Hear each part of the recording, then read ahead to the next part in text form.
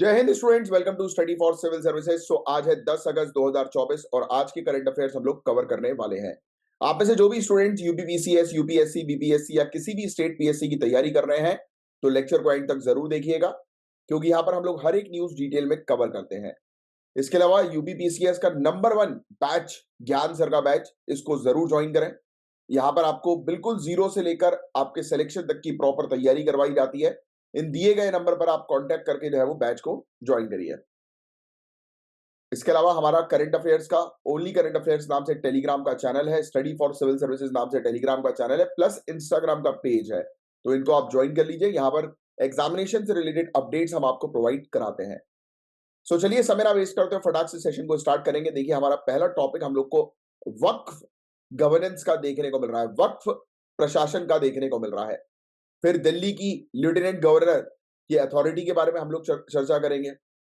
Bangladesh political upheaval के बारे में हम लोग चर्चा करेंगे। आपको पता ही है, वहां पर इवन इतनी बुरी स्थिति हो गई है कि बांग्लादेश पीएम के घर में घुसकर लोग जो है वो अतिक्रमण कर लिया, लोगों ने कब्जा कर लिया घर पे। राइट, मेजर इंफ्रास्ट्रक्चर पुश एक आर्टिकल है काफी अच्छा इंफ्रास्ट्रक्चर को लेकर। फिर टाइगर कंजर्वेशन चैलेंज, आज की डेट में बाघ संरक्षण की क्या चुनौतियां हैं। तो ये सब टॉपिक्स हैं जिनको हम डिटेल में डिस्कस करेंगे। बट मैं चाहूंगा कि आप पेन और पेपर लेकर बैठे और सिर्फ जो चीज मैं बोलूंगा लिखने के लिए वही लिखना, बाकी दूसरी चीज लिखने की जरूरत नहीं है। अब एक टॉपिक है वक्फ का। क्या आप लोगों ने वक्फ बोर्ड के बारे में सुना है?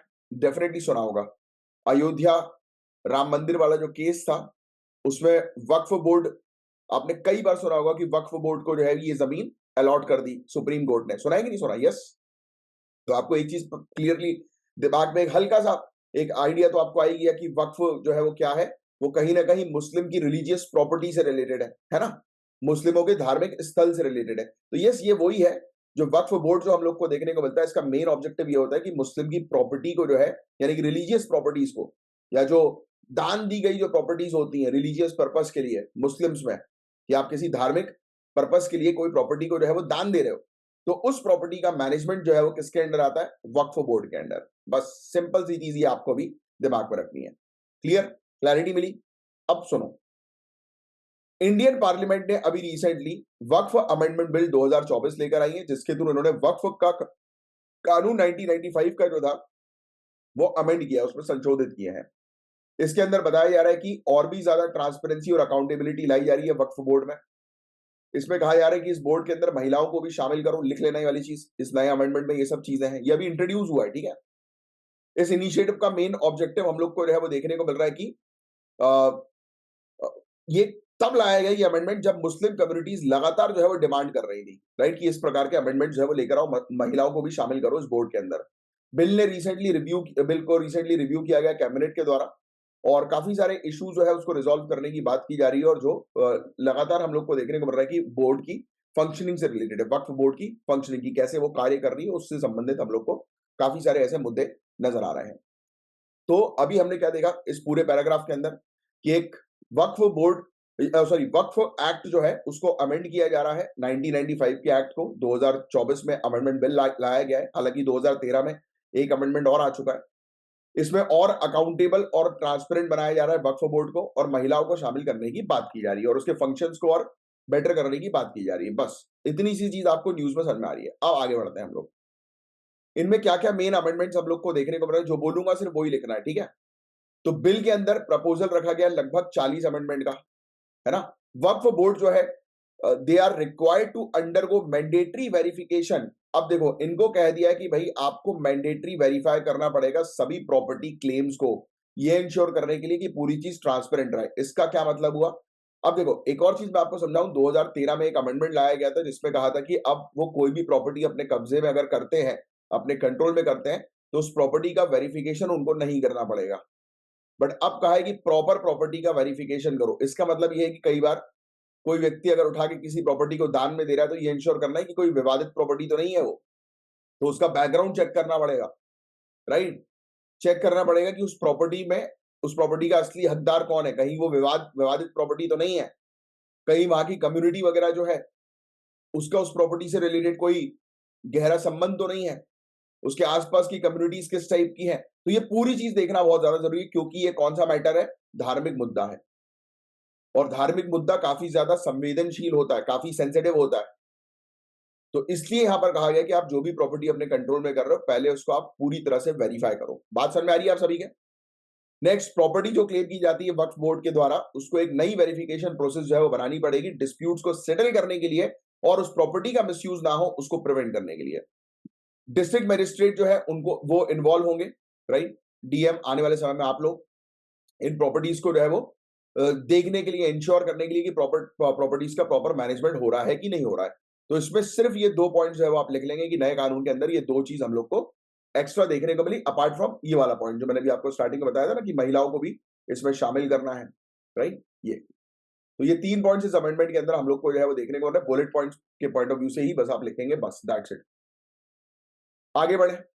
Gender diversity and broad composition, लैंगिक विविधता और बोर्ड संरचना, बोर्ड कंपोजिशन। तो सेक्शन 9 और सेक्शन 14 वक्फ एक्ट का जो है ये चेंज किया जा रहा है। इसमें वक्फ बोर्ड के फंक्शंस और उसके कंपोजिशन वो चेंज किए जा रहे हैं। इसमें ये कहा जा रहा है कि अब आप महिलाओं को भी शामिल करो, जो मैं आपको ऑलरेडी बता चुका हूं। नेक्स्ट, इसमें इनकी जो पावर है, मनमानी शक्तियां है, उसको रिड्यूस किया जा रहा है। ये इनिशिएटिव उस रिस्पॉन्स पे आए जिस समय हम लोग को जो है वो देखने को मिल रहा है कि काफी सारी वक्फ की प्रॉपर्टी जो थी, तो उसमें बहुत सारे मामले, विवाद जो है वो कोर्ट में चल रहे थे। तो बस ये लिखने की आपको जरूरत नहीं, जो चीज मैंने आपको बताई लिखने के लिए सिर्फ उतनी लिख लो आप। अब जो 1995 का कानून था, ये किस पर्पस के लिए लाया गया था, तो मैंने आपको ऑलरेडी बता दिया कि मुस्लिम कानून द्वारा पवित्र, धार्मिक या धर्मार्थ के रूप में मान्यता प्राप्त उद्देश्य के लिए जो भी संपत्ति समर्पित करता है, राइट, उस व्यक्ति को जो है वो हम लोग क्या कहते हैं, वाकिफ। और उसके द्वारा दी गई जो जमीन होती है, चैरिटी में दी गई जमीन होती है, उसको मैनेज करता है वक्फ बोर्ड। तो इसके बारे में पूरी जानकारी जो है वो हम लोग को इस कानून से मिलती है, लिखना नहीं है अभी। अब मैंने आपको ऑलरेडी बताया था कि 2013 में इस कानून का अमेंडमेंट हुआ था, जिसमें इनको बहुत ज्यादा पावर दे दी। पावर के अंदर ये कह दिया कि बिना वेरिफिकेशन के ही है किसी भी प्रॉपर्टी को अपने कंट्रोल में कर सकते हैं। और उन्होंने एक बार ऐसा किया था कि एक पूरे के पूरे गांव को जो है वो गांव के ऊपर अपना क्लेम कर दिया था, जिससे रिलेटेड विवाद जो है वो चल रहा था। अब यही रोल और फंक्शंस हम लोग को वक्फ बोर्ड के जो है वो क्या देखने को मिलते हैं, तो इनके पास बहुत सारे फंक्शंस है, स्पेशली प्रॉपर्टी से रिलेटेड। जैसे कि इनकी प्रॉपर्टी जो है उस पर किसी और ने कब्जा कर लिया तो उसकी वो रिकवरी करवा सकते हैं। इमूवेबल प्रॉपर्टी जो होती है उनको ट्रांसफर करवा सकते हैं, राइट, उस प्रॉपर्टी को कंट्रोल कर सकते हैं। तो ये सब इनकी पावर्स रहती है, लिखने की जरूरत नहीं है। फिर एक सेंट्रल वक्फ काउंसिल जो है वो बनाया गया था 1964 में, ये लिख लो आप, सेंट्रल वक्फ काउंसिल। इसका सिंपल सा काम ये होता है कि इसको स्टेट लेवल पे जो वक्फ बोर्ड है पूरे इंडिया के अंदर, उसको मॉनिटर करना, उसको बताना, उसको एडवाइस करना कि भाई कि किस तरीके से उनको काम करना चाहिए। बस ये वाला पॉइंट लिख लो आप। फिर ये बहुत इंपॉर्टेंट पॉइंट है जिसको सुनकर आपके होश उड़ जाएंगे।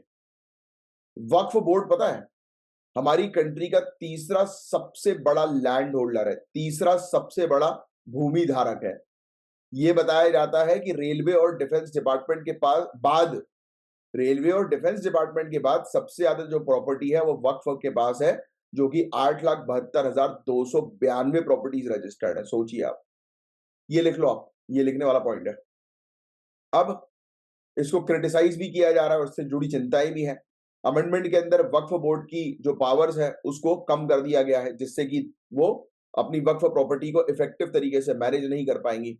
इसमें ये कहा जा रहा है, काफी सारे लोग ये आलोचना कर रहे हैं कि भाई आपने मतलब गवर्नमेंट का कंट्रोल जो है वो बढ़ा दिया है, आप डिस्ट्रिक्ट मजिस्ट्रेट को इन्वॉल्व कर रहे हो, राइट, जिसके कारण ब्यूरोक्रेटिक इंटरफेरेंस होगा इसमें रिलीजियस मैटर में, राइट। ये लिखने की जरूरत नहीं है। फिर इसके अलावा ये बस समझ लो, इसके अलावा माइनॉरिटी राइट्स पर इम्पैक्ट, ये चिंता व्यक्त की गई है कि अमेंडमेंट जो है वो मुस्लिम कम्युनिटीज के इंटरेस्ट को जो है वो हार्म करेगा, राइट, नुकसान पहुंचाएगा मुस्लिम कम्युनिटीज के हित को, राइट, कि वो इन प्रॉपर्टीज का उपयोग जो है वो रिलीजियस और चैरिटेबल पर्पस के लिए करने से फिर डरेंगे। नई वेरिफिकेशन प्रोसेस ने और भी ज्यादा मतलब अतिक्रमण को जो है वो रिलीजियस प्रॉपर्टी के ऊपर जो है वो बढ़वा देगी, राइट। तो ये इश्यूज हम लोग को देखने को मिलेगा। मेरे हिसाब से तो यार वेरीफाई करना बहुत ज्यादा जरूरी होना चाहिए, राइट, किसी भी प्रॉपर्टी को लेने से पहले। चलिए अब नेक्स्ट, जैसे कि फॉर एग्जांपल हम ही लोग जब कहीं पर घर वर्क खरीदते हैं तो पहले वहां पर जाकर थोड़ा सा वो करते हैं ना, रेकी करते हैं, जाकर चेक करते हैं, आसपास वाले लोगों के साथ बैठकर बातचीत करते हैं, ये पता लगाने के लिए घर में कोई भूत वूत तो नहीं है। होता है ना कई बार ऐसा कि घर में कोई घटना तो नहीं घटी है, ये घर ठीक तो है, राइट, उसका थोड़ा बैकग्राउंड पता करता है, राइट। कौन कौन करता है कि डायरेक्ट जाके ले लिया बस, नहीं ना। क्योंकि आजकल वैसे ही फ्रॉड के कितने केस चल रहे हैं, अपने साथ तो खुद ही हुआ है यार। मतलब पिताजी ने एक पे भरोसा करके 1,40,00,000 की जमीन दे दी सामने वाले को। अब चल रहा है केस, हालांकि अपने फेवर में आ गया, क्योंकि देखो यार, सच सच होता है, झूठ झूठ होता है, और एक ना एक दिन सच का खुलासा होता है। बट जब सच बहुत देर बाद सामने आए, या न्याय बहुत देर बाद सामने आए, तो वो न्याय किसी काम का नहीं होता। Justice delayed is justice buried, ये टर्म आपने कई बार सुना होगा। तो वही चीज है। अब ये केस जो है वो चालू हुआ था 2015 में, और अभी 2024 चल रहा है, और अब जाकर सेटलमेंट पे आया। बट अभी भी सेटलमेंट को भी मेरे ख्याल से एक आधी साल जो है वो लग ही जाएगा। एनीवेज, आगे बढ़ते हैं। अब देखो, लेफ्टिनेंट गवर्नर की अथॉरिटी से रिलेटेड ये टॉपिक हम लोग को जो है वो देखने को मिल रहा है। तो चलिए आइए हम लोग थोड़ी सी चर्चा करते हैं। सबसे पहले तो ऑनरेबल सुप्रीम कोर्ट के कुछ ऑर्डर्स को हम लोग जो है वो डिस्कस करेंगे। एल्डरमैन के नामांकन पर ऑर्डर हम लोग को देखने को मिल रहा है, तो ये क्या है, तो इस पर हम लोग बात करते हैं। तो ऑनरेबल सुप्रीम कोर्ट ने सही ठहराया कि जो लेफ्टिनेंट गवर्नर की पावर है, ये एल्डरमैन को नॉमिनेट कर सकते हैं section 3 Delhi municipal corporation act 1957 के तहत। तो वो बिल्कुल ठीक है। अब सवाल ये उठता है कि ये एल्डरमैन जो है वो है क्या, तो आइए इसको हम लोग समझते हैं। तो एल्डरमैन जो होते हैं वो बेसिकली मेंबर्स होते हैं सिटी काउंसिल के या म्युनिसिपल बॉडीज के, जिनको स्पेशल नॉलेज होती है, एक्सपीरियंस होता है म्युनिसिपल एडमिनिस्ट्रेशन का।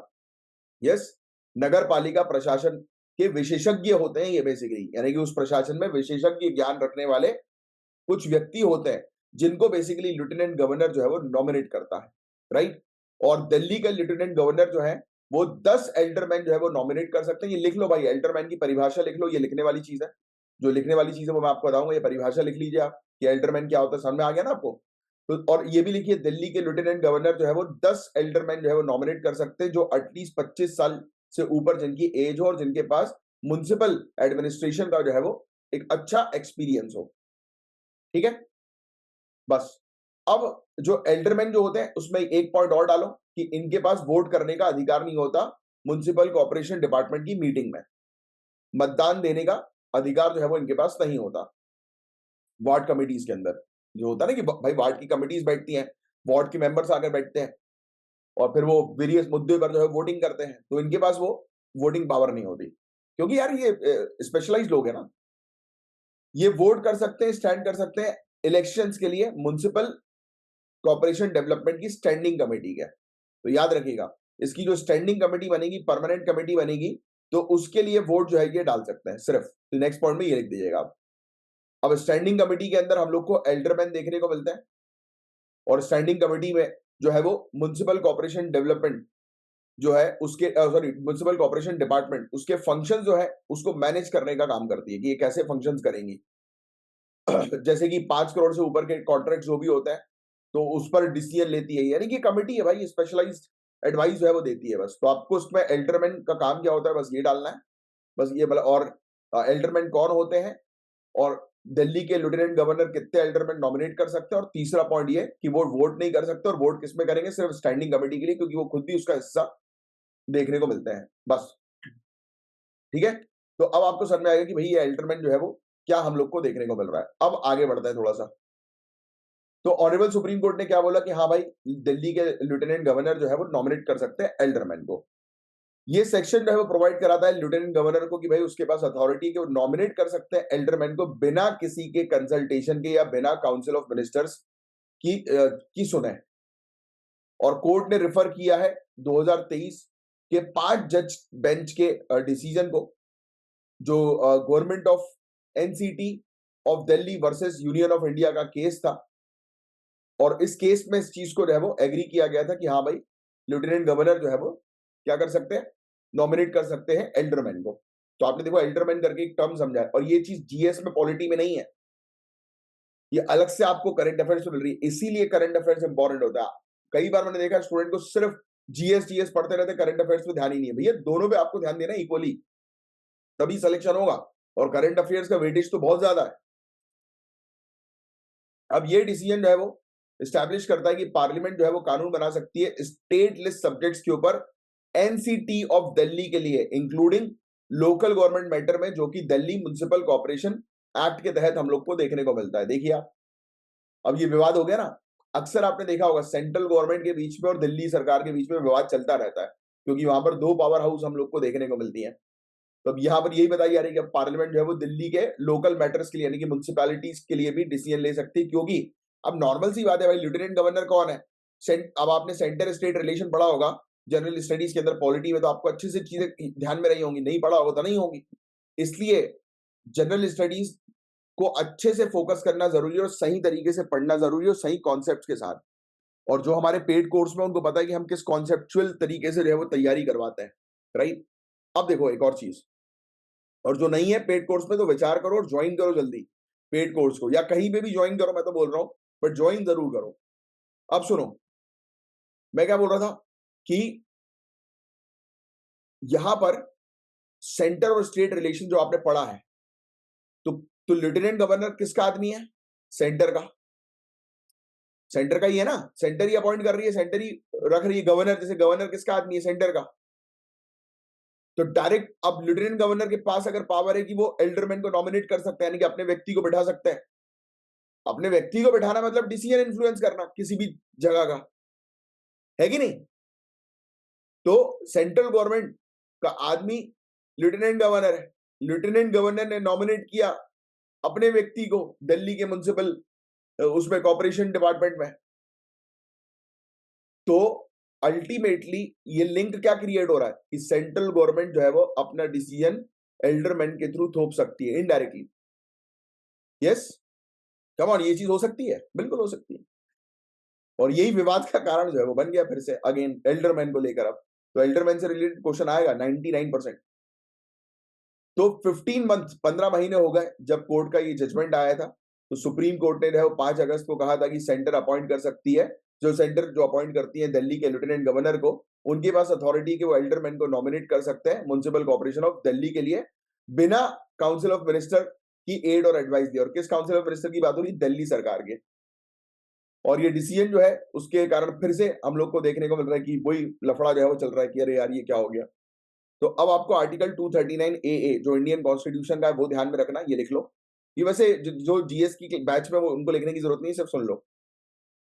तो इसमें हम लोग को देखने को मिलता है कि जो काउंसिल ऑफ मिनिस्टर है और जो चीफ मिनिस्टर है किसके? दिल्ली के, ये एड और एडवाइस करेंगे लेफ्टिनेंट गवर्नर को, राइट। और उन मैटर पर जो लेजिस्लेटिव असेंबली से रिलेटेड हम लोग को देखने को मिलता है, और एक्सेप्ट जब लेफ्टिनेंट गवर्नर जो है वो एक्ट करेंगे अपने डिस्क्रिशन पर एज पर द लॉ। सुनो, सिंपल शब्दों में मैं अगर आपको समझाऊं तो जैसे कि आपको पता है, पार्लियामेंट को ध्यान में रखो, दिमाग में रखो। पार्लियामेंट के अंदर हम लोग को एक काउंसिल ऑफ मिनिस्टर देखने को मिलते हैं, एक प्राइम मिनिस्टर देखने को मिलते हैं, और एक प्रेसिडेंट हम लोग को देखने को मिलता है ना। तो काउंसिल ऑफ मिनिस्टर की जो हेड होते हैं वो कौन होते हैं? Prime minister. तो प्राइम मिनिस्टर जो है वो किसको बताते हैं? हर एक चीज प्रेसिडेंट को बताते हैं कि जो भी गवर्नमेंट में चल रहा है, गवर्नमेंट किस तरीके से काम कर रही है, क्या डिसीजन ले रही है। सेम वैसे ही आर्टिकल 239 ए ये कहता है कि जो काउंसिल ऑफ मिनिस्टर है और जो चीफ मिनिस्टर है, राइट, यानी कि council of minister headed by chief minister, ये बेसिकली एडवाइस करेंगे लेफ्टिनेंट गवर्नर को उन मैटर पर जो मैटर लेजिस्लेटिव असेंबली से रिलेटेड है। बट जो लेफ्टिनेंट गवर्नर के पास जो खुद की शक्तियां हैं, डिस्क्रिशनरी पावर जो हम लोग को देखने को मिलती है, राइट, जो उसको दी गई है कि वो खुद से उस पावर का इस्तेमाल कर सकते हैं, तो उस पावर मतलब उस तरीके के मतलब कानून को छोड़कर या उस पावर को छोड़कर बाकी दूसरी चीजों में वो एडवाइस जो है वो कर सकते हैं। बस, तो सिंपल सी चीज है। अब एक चीज इंपॉर्टेंट है जो याद रखनी है बहुत अच्छे से, राइट, चाहो तो लिख लो कि दिल्ली की जो लेजिस्लेटिव असेंबली है, दिल्ली की विधानसभा है, ये सभी चीजों पर कानून बना सकती है, बट 3 चीजों पर नहीं, जो कि है पब्लिक ऑर्डर, पुलिस और लैंड। ये 3 चीजें पार्लियामेंट के दायरे में आ जाती हैं। लिख लो भैया, ये बहुत इंपॉर्टेंट फैक्ट है, ये एक बार एग्जामिनेशन पूछा जा चुका है, फिर से पूछा जा सकता है। फिर 3 जनवरी 2023 को दिल्ली के लेफ्टिनेंट गवर्नर ने नॉमिनेट किए थे 10 एल्डरमैन, जो अभी मैंने आपको लिखवाया था कि 10 एल्डरमैन जो है वो नॉमिनेट किए जाते हैं। दिल्ली गवर्नमेंट ने चैलेंज कर दिया ये नॉमिनेशन, और ये कहा कि 2018 में ऑनरेबल सुप्रीम कोर्ट का डिसीजन था, राइट, एक केस के अंदर जिसने सही ठहराया था कि लेफ्टिनेंट गवर्नर को फॉलो करना पड़ेगा एड और एडवाइस काउंसिल ऑफ मिनिस्टर की, राइट। अब ये स्टेट और कॉन्करेंट लिस्ट का मैटर है, तो उसमें एड और एडवाइस फॉलो करनी पड़ेगी, जो मैंने भी आपको बताया 239 ए के तहत हम लोग को देखने को मिलता है। तो लेफ्टिनेंट गवर्नर ने आर्ग्यू किया कि भाई दिल्ली म्युनिसिपल कॉर्पोरेशन का कानून जो है वो उनको पावर देता है कि वो एल्डरमैन को नॉमिनेट कर सकते हैं बिना काउंसिल ऑफ मिनिस्टर की एडवाइस के। तो ये केस चला था कोर्ट में, अब कोर्ट ने जो है उस केस को बिल्कुल ठीक बोल दिया, बोला कि हाँ भाई कि लेफ्टिनेंट गवर्नर जो है वो बिना मतलब एडवाइस के काउंसिल ऑफ मिनिस्टर की जो है नॉमिनेट कर सकते हैं एल्डरमैन को, एज सिंपल एज दैट। बस इतनी सी चीज इसके अंदर हम लोग को देखने को मिली थी। अब दिल्ली का पूरा मॉडल है वो आर्टिकल 239 ए के तहत काम करता है। इसमें फैक्चुअल इंफॉर्मेशन याद रखिएगा, वैसे तो आपके पॉलिटी के नोट्स में आपको मिल जाएंगे। 69th अमेंडमेंट एक्ट 1991 का जो था, उसके तहत आर्टिकल 239 ए के तहत हम लोग को देखने को मिला कि यूनियन टेरिटरी ऑफ दिल्ली जो है उसको एनसीटी जो है वो नाम दिया गया, नेशनल कैपिटल टेरिटरी, जिसको एडमिनिस्टर करेंगे लेफ्टिनेंट गवर्नर, और वो किसकी एडवाइस पर करेंगे, काउंसिल ऑफ मिनिस्टर की एड और एडवाइस पर करेंगे। ये रूल जो है वो अप्लाई होता है उन सभी मैटर पर जो दिल्ली असेंबली के पास है, बट और कौन से सब्जेक्ट, स्टेट और concurrent subject, but public order, police और लैंड ये दिल्ली असेंबली के पास नहीं है। फिर 2018 में सुप्रीम कोर्ट ने भी इस चीज के बारे में जो है वो बात करी, राइट, कि लेफ्टिनेंट गवर्नर जो है वो काउंसिल ऑफ मिनिस्टर की एड और एडवाइस से बाउंडेड है, बट एक्सेप्शनल केस जो है जो रेफर किए जाते हैं प्रेसिडेंट को उसमें नहीं। और लेफ्टिनेंट गवर्नर जो है वो एक फैसिलिटेटर के तौर पर काम करेंगे, मध्यस्थ के तौर पर जो है वो काम करेंगे, मीडिएटर के तौर पर काम करेंगे, राइट। और ये क्लियर किया कि दिल्ली को जो है वो कभी भी स्टेटहुड का दर्जा जो है वो नहीं मिलेगा, दिल्ली के एनसीटी को राज्य का दर्जा नहीं दिया जा सकता, ये भी चीज यहाँ पर क्लियर कर दी गई थी। बट हालांकि ये सब लिखने की आपको जरूरत नहीं है, जो समझने वाली चीज थी वो आप अच्छे से समझ गए। आई होप कि आपको एल्डरमैन क्या होता है और एल्डरमैन से का काम क्या होता है, एल्डरमैन को कौन अपॉइंट करता है, लेफ्टिनेंट गवर्नर के पास एल्डरमैन को लेकर क्या पावर है, दिल्ली और दिल्ली की लेजिस्लेटिव असेंबली जो है, दिल्ली की विधानसभा जो है वो सभी चीजों पर कानून बना सकती है, एक्सेप्ट 3 चीजों पर। नीचे कमेंट बॉक्स में लिख कर बताओ वो कौन सी 3 चीजें हैं जिस पर दिल्ली सरकार जिस सब्जेक्ट्स पर कानून नहीं बना सकती, बताओ। Next topic. So guys, Bangladesh की हालत तो आपको पता ही है यार। तो रिसेंटली अभी रेजिग्नेशन जो है वो दिया है बांग्लादेश की प्राइम मिनिस्टर ने, और उन्होंने अपनी कंट्री छोड़कर भी जो है वो पलायन कर गई है, भाग गई है, देश के बाहर निकल गई है, राइट। और उसके कारण यहाँ पर बहुत बुरी स्थिति हो गई है, मतलब अस्थिरता पूरी तरह से हम लोग को जो है वो देखने को मिल रही है, राइट। इम्पैक्ट हो रहा है पूरी रीजनल स्टेबिलिटी और जियो पॉलिटिक्स में। तो पॉलिटिकल टर्मोइल जो है वो यहाँ पर हो गया है, राजनीतिक उथल पुथल हम लोग को यहाँ पर देखने को मिल रही है। इसके कारण से बहुत ज्यादा प्रोटेस्ट, बहुत ज्यादा वायलेंस हम लोग को यहाँ पर देखने को मिल रहा है। बहुत बुरी स्थिति हो रही है बांग्लादेश के अंदर, आप देख ही रहे होंगे, वीडियोस वगैरह बहुत सारे आपको मिल रहे होंगे। तो बांग्लादेश के अंदर एक तो पहली चीज तो जॉब कोटा का इशू हम लोग को देखने को मिल रहा था, और कुछ ऑथोरिटेरियन पॉलिसीज हम लोग को देखने को मिल रही थी, यानी कि सत्तावादी नीतियां थी जिससे लोग काफी ज्यादा परेशान थे। सब मतलब 2008 के बाद से ये सबसे बड़ा प्रोटेस्ट यहाँ पर बताया जा रहा है, और यहाँ पर बहुत बुरी स्थिति हो गई है, बहुत लोगों की जानें जा रही हैं, बहुत बुरी तरह से दंगे हो रहे हैं, राइट। अब ये जो सरकार का जो ये जॉब कोटा सिस्टम जो था उसको हाई कोर्ट के अंदर जो है वो लाया गया था वहां की, और जिसने जो है वो पूरी मतलब जस्टिस की डिमांड जो है बढ़ा दी थी, और ये कहा था कि प्राइम मिनिस्टर रिजाइन करो। प्राइम मिनिस्टर जैसे ही रिजाइन किया, मतलब वहां पे एनआरकी आ गई। एनआरकी मतलब हम लोग को देखने को मिलता है ना, क्या बोलते हैं उसको, अराजकता, कि कोई नहीं है वहां पर मैनेज करने के लिए, तो बस जनता जो है वो मारधाड़ करना शुरू हो गया, दंगे हो गए। फिर प्राइम मिनिस्टर ने जो है वो बांग्लादेश की इकोनॉमिक रिकवरी पर चिंता जो है वो व्यक्त करी थी। वहां पर इन्फ्लेशन जो है वो बढ़ता जा रहा था, महंगाई बढ़ती जा रही है, मुद्रास्फीति बढ़ती जा रही है, वहां की करेंसी जो है वो डेप्रिशिएट हो रही है, मुद्रा अवमूल्यन हम लोग को वहां पर देखने को मिल रहा है। और इसके अलावा वहां पर टेक्सटाइल सेक्टर जो है जिसके लिए बहुत ज्यादा वो जाना जाता है, कपड़ा क्षेत्र, तो वो भी जो है वो क्या हो रहा है, डाउनफॉल में आ गया है, नेगेटिव हम लोग को देखने को मिल रहा है। बहुत मतलब एक्सपोर्ट से जो उनका रेवेन्यू होता था वो हो नहीं पा रहा है। तो मतलब कुल मिलाकर बांग्लादेश की इकोनॉमिक स्थिति भी बहुत बुरी थी। फिर बांग्लादेश की आर्मी जो है ये बेसिकली एक इंटरिम गवर्नमेंट जो है वो तैयार कर रही है। मतलब इसका मतलब ये है कि सीधे सीधे हम लोग को देखने को मिल रहा है कि वहां पर आर्मी का कंट्रोल जैसे म्यांमार में हो गया है, वैसे ही बांग्लादेश के अंदर भी हम लोग को नजर आ रहा है। यहाँ पर रेडिकल इस्लामिस्ट फोर्स जो है वो वापस रिटर्न कर रही है, जिसके कारण वहां की सेक्युलरिज्म जो है वो खतरे में पड़ गया है, धर्म निरपेक्षता जो है वहां की खतरे में पड़ गई है, राइट। और इसलिए आईज ऑन हिंदूज करके अभी काफी सारे कैंपेन जो है वहां पे चल रहे हैं ना, मतलब आपने देखा होगा। फिर इसके अलावा रेजिग्नेशन के कारण हम लोग को जो है वो देखने को मिल रहा है कि पार्टी ऑफिस पे, रेसिडेंस पे अटैक हो गया, जो मैं अभी आपको स्टार्टिंग में बता रहा था, राइट। बहुत बुरी स्थिति यहाँ पर है। अच्छा, अब देखो रिलीजियस मैटर हो, क्योंकि यहाँ पर एक रिलीजन को लेकर भी इशू एक है, हिंदू मुस्लिम्स को लेकर। तो जब ऐसे मैटर हो तो मेरी आपसे एक ही एडवाइस होगी कि ऑफिशियल तौर पर आप इस मैटर से जो है वो दूर है। पर्सनल तौर पर आपको जो करना है वो आप करें, मैं उस पर एडवाइस नहीं करूंगा, क्योंकि मेरा काम है आपको सिविल सर्विसेज क्रैक करवा के एक अधिकारी बनवाना। तो अधिकारी बनने के लिए आपको न्यूट्रल होना जरूरी है, क्योंकि भाई नॉर्मल सी चीज है, आप अगर एक ऑफिसर हो, आपके ऑफिस में कोई व्यक्ति आएगा तो आप ये पूछ के उसको एंट्री दोगे क्या कि पहले अपना सरनेम बता? नहीं ना। या अपनी जाति बता? बिल्कुल नहीं। So you have to be neutral. और जब भी हिंदू और मुस्लिम्स के क्लैशेस की या किसी भी कास्ट के इश्यूज की कोई बात होती है, तो आप कॉन्स्टिट्यूशन को बस सामने रखें, राइट? आपको न्यूट्रल रहना है। फिर इस पर इंडिया पर क्या इम्पैक्ट जो है पड़ेगा? तो देखो, इंडिया का एक इंपॉर्टेंट पार्टनर जो है वो लूज आउट हो गया है, राइट? क्योंकि वहां पर तो अब आर्मी का कंट्रोल देखने को मिलने वाला है, और काउंटर टेररिज्म में जो है वो ये हमें हेल्प करते थे। अब ये नहीं रहेंगे, गवर्नमेंट वहां पे नहीं होगी, तो टेररिज्म के केसेस भी बढ़ जाएंगे। फिर बायलेटरल ट्रेड, हमारा ट्रेड भी जो है वो 30 बिलियन यूएस डॉलर का था, क्योंकि बांग्लादेश हमारे लिए एक मार्केट के तौर पर भी था। इंडिया जो है, इंडिया का सपोर्ट जो है एडमिनिस्ट्रेशन का, उसमें भी चैलेंज जो है वो पड़ रहा है, क्योंकि वहां पर वेस्ट ने मतलब पहली चीज तो हम लोग को ये नजर आ रही है कि एक प्रकार से चाइना का और पाकिस्तान का बड़ा इन्फ्लुएंस यहां पर दोबारा से आ गया है, राइट? और वहां पर वेस्टर्न क्रिटिसिज्म बहुत ज्यादा है, तो ये भी एक इश्यू हम लोग को देखने को मिल रही है, राइट? तो ये एक अलग से पॉइंट था जो मैंने भी आपको बताया। और इंडिया जो है, इंडिया के पार्टनर वेस्टर्न्स हैं, और वहां के लोग जो है वेस्टर्न कंट्रीज को क्रिटिसाइज कर रहे हैं, और इंडिया एक अच्छी पार्टनर है वेस्टर्न कंट्रीज की, स्पेशली यूएसए की, राइट? मैंने आपको बताया यूएसए का दुश्मन कौन है? चाइना। और बांग्लादेश अगर यूएसए को क्रिटिसाइज कर रहा है, दैट मीन्स कि चाइना का इन्फ्लुएंस बांग्लादेश के ऊपर है। तो ये इस तरीके से आपको फैक्ट्स को थोड़ा सा, या फिर ये लिखा नहीं होता कहीं पे, ये आपको समझना होता है, राइट? इसी को तो हम कहते हैं कि बिटवीन द लाइंस पढ़ना, जो लोग आप पढ़ते नहीं हो। फिर इसके अलावा हम लोग को जो है वो देखने को मिल रहा है कि इंडिया और बांग्लादेश के रिलेशन भी जो है वो काफी खराब होंगे, specially people to people, citizen to citizen.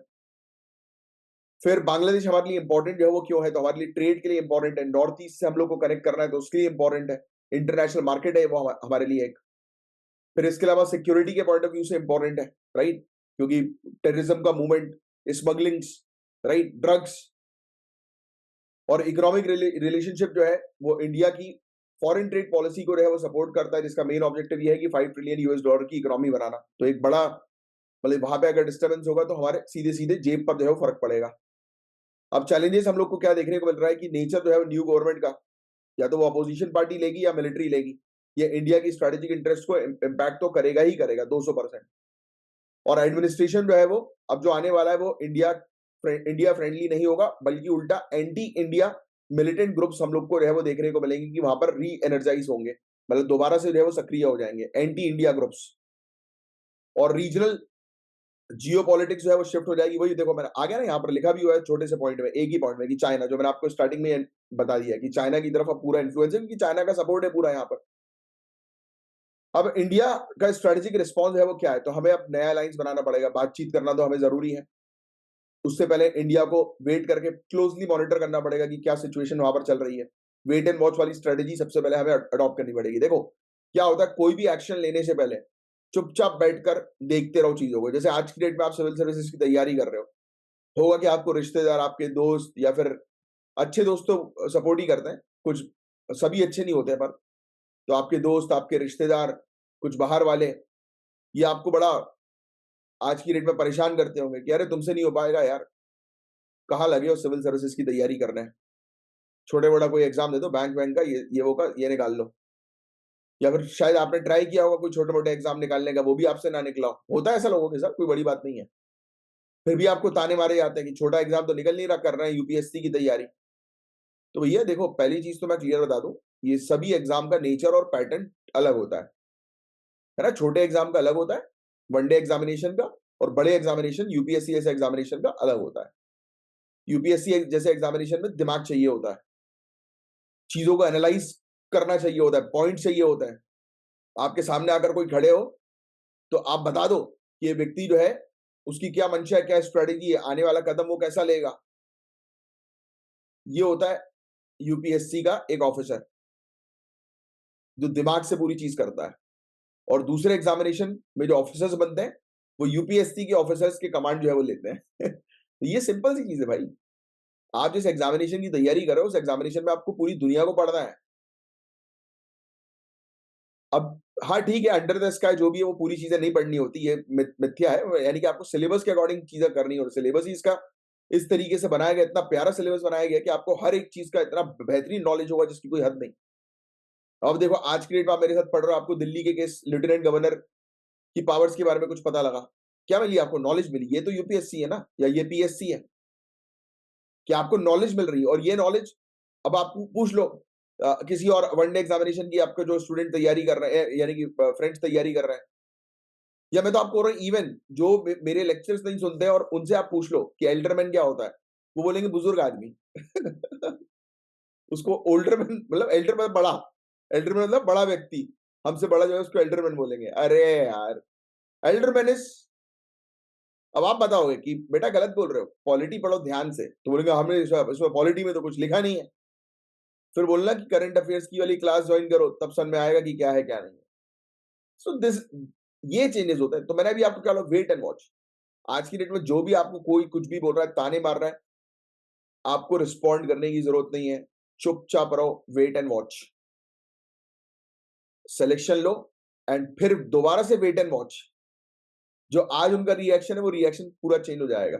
जो लोग आज आपको क्रिटिसाइज कर रहे हैं, वही लोग आपके पास आपसे मिलने के लिए तरसेंगे, आपसे दोस्ती बनाने के लिए तरसेंगे। फेसबुक पर, इंस्टाग्राम पर आप उनको फॉलो कर लो इसके लिए तरसेंगे, आप ऐड कर लो इसके लिए तरसेंगे। होता है भैया, मैंने तो अपनी आंखों के सामने देखा है यार। इतने सारे ऑफिसर्स को मैंने देखा और देख ही रहा हूं मैं लगातार कंटिन्यूअसली, जिनके स्ट्रगल पीरियड में कोई उनके साथ नहीं था, और आज की डेट में देखो दुनिया उनके साथ है। मेरे खुद के इतने सारे स्टूडेंट्स हैं, हजारों की संख्या में। मैं तो मुलाकात होती रहती है ना मेरी। उत्तर प्रदेश के अंदर एक तहसीलदार है, जब उसके स्ट्रगल का टाइम था कोई उसके साथ नहीं था, आज देखो तहसीलदार बन गया तो जलवे हैं उसके।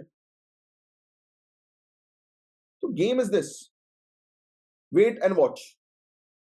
नेक्स्ट, पहली इंडिया की स्ट्रेटेजी कि बांग्लादेश में क्या चल रहा है चुपचाप देखो।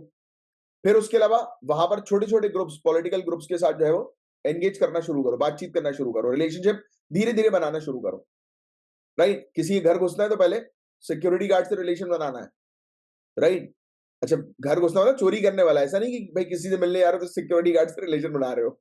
राइट, मतलब किसी, क्या मतलब कंट्रोल करना है किसी को, तो पहले उसके बाहर की जो पेरीफेरी है उसको कंट्रोल करो। याद आ रहा है ये मैं किसकी बात कर रहा हूं, कौन से टॉपिक की? चंद्रगुप्त मौर्य, कौटिल्य ने सिखाया था चंद्रगुप्त मौर्य को, क्योंकि चंद्रगुप्त मौर्य जो है वो सबसे पहले स्टार्टिंग में नंदा से जो है वो हार गए थे, तो उसको कैसे डिफीट करना है, तो उसके बारे में कौटिल्य ने सिखाया था कि पहले बाहर के जो टेरिटरीज हैं उस पर कब्जा करो और धीरे धीरे धीरे धीरे करके जो है वो इनको कमजोर करते जाओ और फिर अटैक करो। ऐसा नहीं कि डायरेक्ट आप तुम जो है वो तुम गए और बीच में जो है आके कूद गए तो तुम्हें हर जगह से अटैक होगा, पिटाई हो जाएगी तुम्हारी।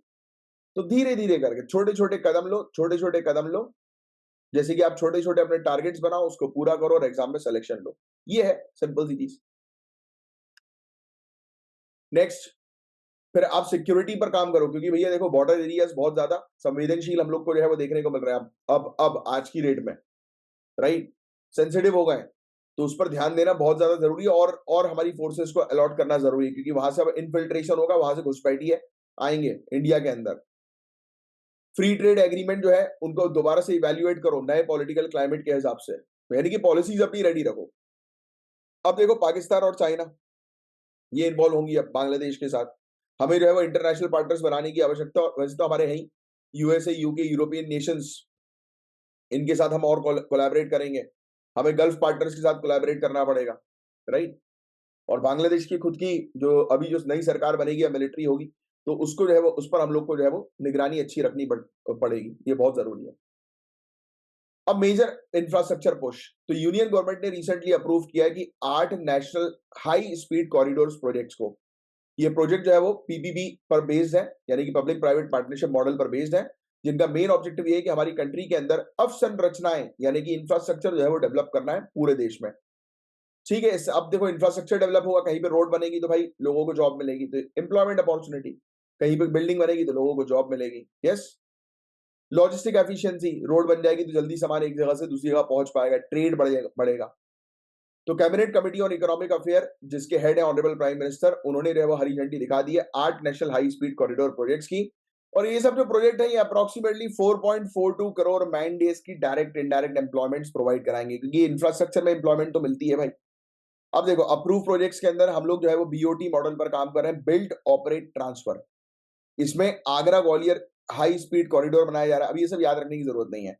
राइट, थराड दीसा मेहसाना अहमदाबाद कॉरिडोर हम लोग को देखने को मिल रहा है, गुवाहाटी रिंग रोड देखने को मिल रहा है, नासिक फाटा खेद कॉरिडोर देखने को मिल रहा है। फिर हाइब्रिड एन्यूटी मॉडल के अंदर हम लोग को जो है वो खड़गपुर मोरीग्राम कॉरिडोर देखने को मिल रहा है, अयोध्या रिंग रोड है, रायपुर रांची कॉरिडोर है, राइट। फिर engineering procurement and construction model के अंदर कानपुर रिंग रोड हम लोग को देखना होता है। इस प्रकार के 8 प्रोजेक्ट्स पर काम किया जा रहा है। अब सुनो ध्यान से, जो काम की बात है, ये सब जो थी वो काम की बात नहीं थी, अब आएगी काम की बात।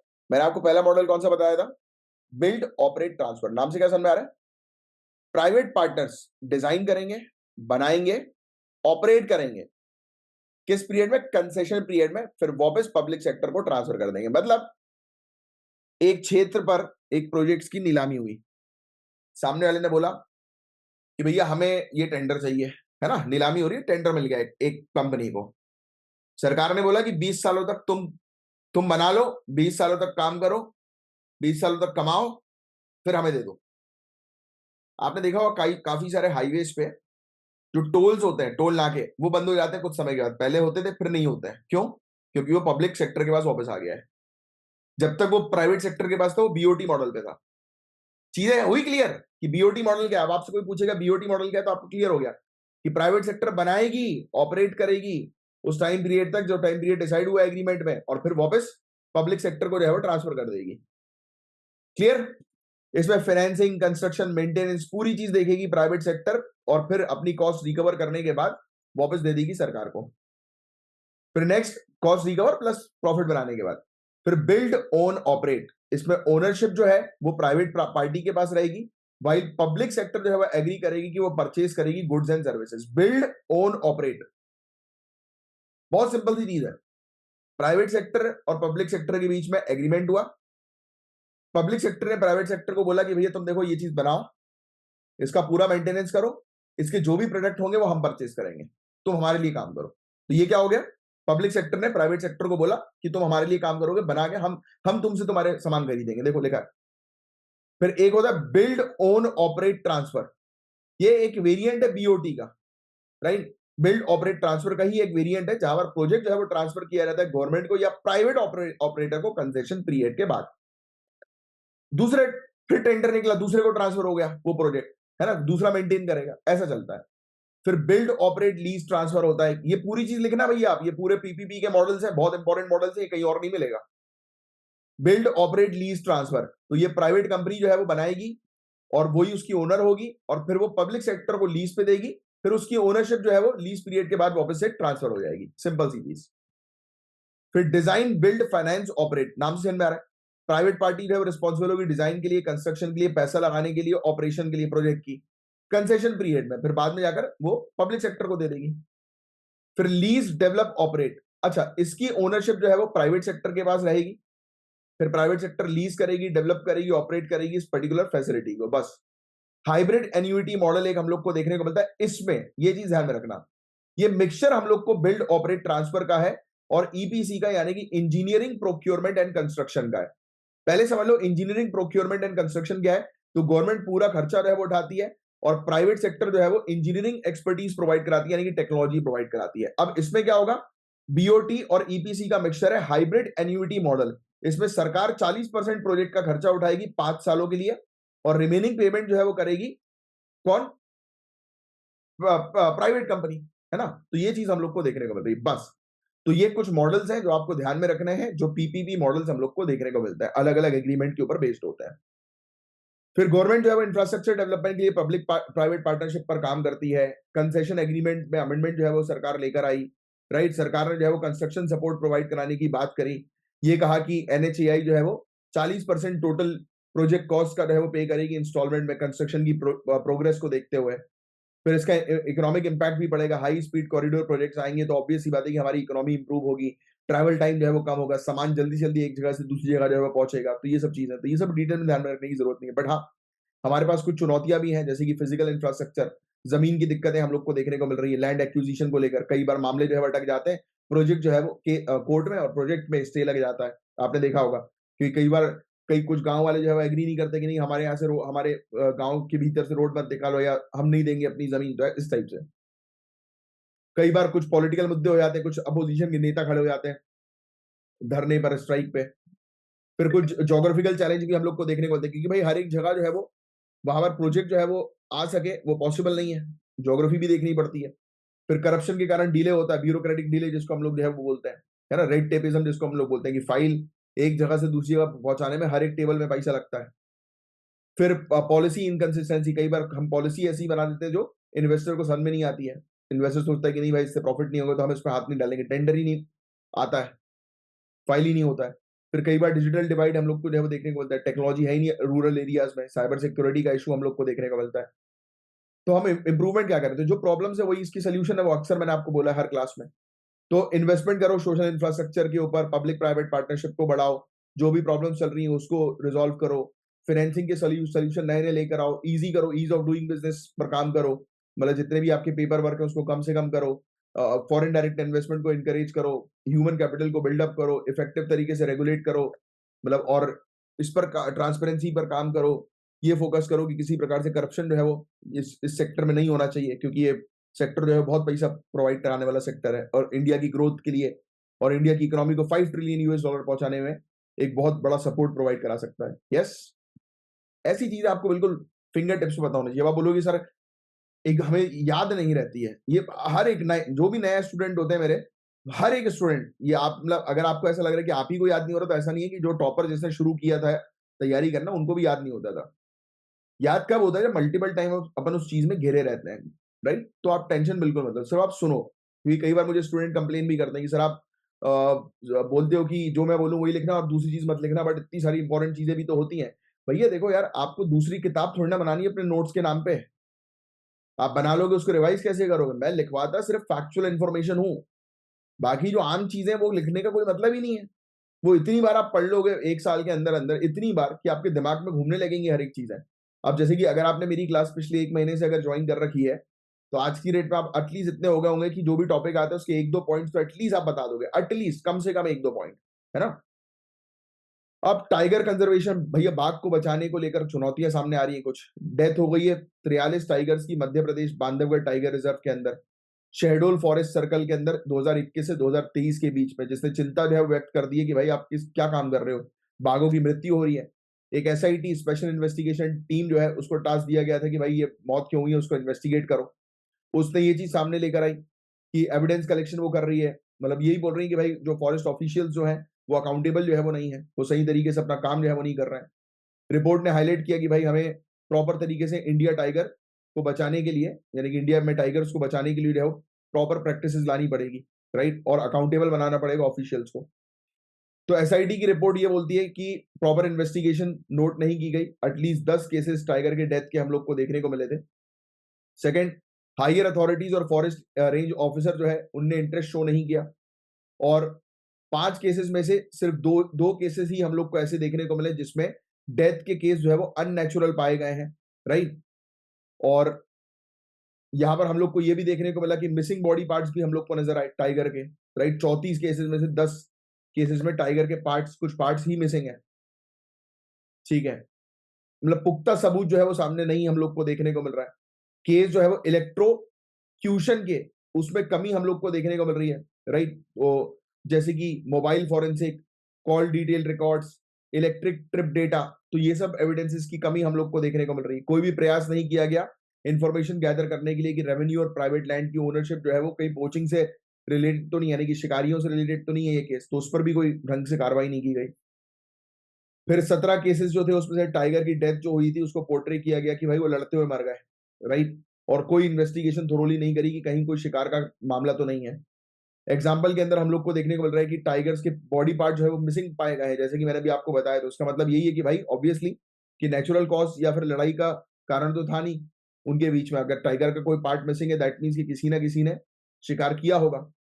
पोस्टमार्टम का इशू है, सैंपल कलेक्शन और सीलिंग जो थी वो परफॉर्म नहीं की गई वेटनरी के द्वारा या वाइल्ड लाइफ हेल्थ ऑफिसर्स के द्वारा, जो कि मतलब ऑब्वियस ही बात है कि कोर्ट केस में जो कस्टडी की जो चेन थी उसको अफेक्ट कर रही है कि भाई आपने जो भी चीज जब्ती करी उसके प्रॉपर पोस्टमार्टम ही नहीं हुआ। केस डायरी और डॉक्यूमेंटेशन जो है टाइगर के डेथ की वो मतलब अपर्याप्त है, सही तरीके से प्रिपेयर नहीं हुआ है। एटॉप्सी यानी कि वही पोस्टमार्टम जो है वो कंडक्ट किया गया था वेटेरिनियंस के वेटेरिनरी डॉक्टर्स के द्वारा, बिना किसी प्रायर एक्सपीरियंस के, जो उनको एक्सपीरियंस होना चाहिए था वाइल्ड लाइफ में। तो इसमें इन्होंने डेथ का कारण जो है वो एस्टेब्लिश नहीं किया प्रॉपर तरीके से, प्रॉपर कारण। फिर इसके अलावा वहां पर अगर कोई टाइगर बीमार पड़ रहा है तो उसको मेडिकल हेल्प जो है वो नहीं दी जा रही। तो ये सब इश्यूज भी हम लोग को देखने को मिल रहा है। तो और इसके अलावा इंडिया के अंदर NTCA, national tiger conservation authority ने क्लियरली ये चीज बताया कि पिछले कुछ सालों में बहुत सारे टाइगर्स की जो है वो मृत्यु हो रही है, राइट। 178 मृत्यु हुई थी 2023 में, जो कि सबसे ज्यादा नंबर है 2012 के बाद। टोटल 628 टाइगर्स है वो इंडिया के अंदर मरे 2019 से 2024 के बीच में। 75% पूरे दुनिया भर के टाइगर जो है वो इंडिया के अंदर है। और हमने प्रोजेक्ट टाइगर 1973 में लॉन्च किया था टाइगर्स को बचाने के लिए। बट आज की डेट में देखो, अधिकारियों की, मतलब आप कह सकते हो कि आ, क्या बोल सकते हैं यार हम, मतलब कि अधिकार अब कुछ कह भी नहीं सकते। ये रिपोर्ट जो है एसआईटी के द्वारा जो है बनाई गई, जिसमें वो क्लियरली ये बोल रहे हैं कि फॉरेस्ट ऑफिशियल जो है वो अकाउंटेबल नहीं है, वो सही तरीके से उत्तरदायित्व मतलब नहीं है, मतलब वो लेजी है। मतलब वो बोलते हैं ना कि सरकारी नौकरी मिल गई तो बस कुर्सी गर्म की जा रही है, एक्चुअल काम नहीं किया जा रहा है, वैसा मामला देखने को मिल रहा है। बांधवगढ़ टाइगर रिजर्व मध्य प्रदेश में, याद रखना, उमरिया डिस्ट्रिक्ट। ये फैक्ट है इंपॉर्टेंट, ध्यान में रखने वाला। यहाँ पर Bandhavgarh national park, Panpatha wildlife sanctuary और उसके आसपास के एरिया हम लोग को यहाँ पर देखने को मिलता है। अब इसको नेशनल पार्क डिक्लेयर किया था 1968 में और टाइगर रिजर्व डिक्लेयर किया था 1993 में। ठीक है। Highest density royal Bengal tiger के लिए जाना जाता है बांधवगढ़ नेशनल पार्क। अब CEC committee, central empowered committee का रिकमेंडेशन था सरिस्का टाइगर रिजर्व को लेकर। तो देखो, हम लोग को देखने को मिल रहा है कि जो मंदिर जाने वाले जो श्रद्धालु हैं उनकी संख्या बहुत ज्यादा है, वो बहुत ज्यादा गाड़ियां लेकर आते हैं, राइट। उसके कारण पोल्यूशन बढ़ रहा है, बहुत पॉपुलेशन वहां पर आ रही है, राइट।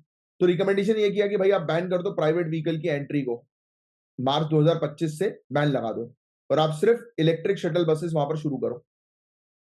यहां पर यह भी किया गया कि ट्रैमवेज जो है वो आप लेकर आओ, राइट।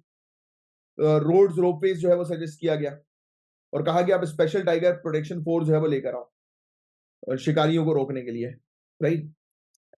ठीक है। क्योंकि ये पोल्यूशन से और पॉपुलेशन से, दोनों से टाइगर्स को खतरा रहता है ना। स्टाफ की शॉर्टेज है तो भाई स्टाफ की शॉर्टेज को जो है फुलफिल करो। तो इन सब चीजों के भी रिकमेंडेशन सामने लाए गए थे। बस बाकी इतना कुछ खास इंपॉर्टेंट नहीं था इस टॉपिक के अंदर, बस एक आइडिया होना चाहिए कि इंडिया के अंदर बहुत ज्यादा मात्रा में टाइगर्स की जो है वो डेथ हो रही है।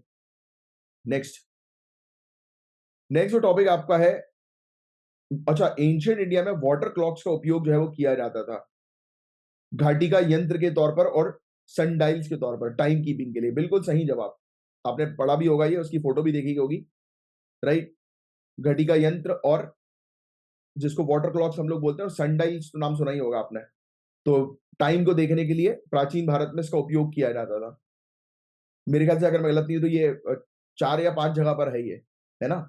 जयपुर में भी एक हम लोग को देखने को मिलता है सनडाइल, दिल्ली में भी है शायद सनडाइल, राइट।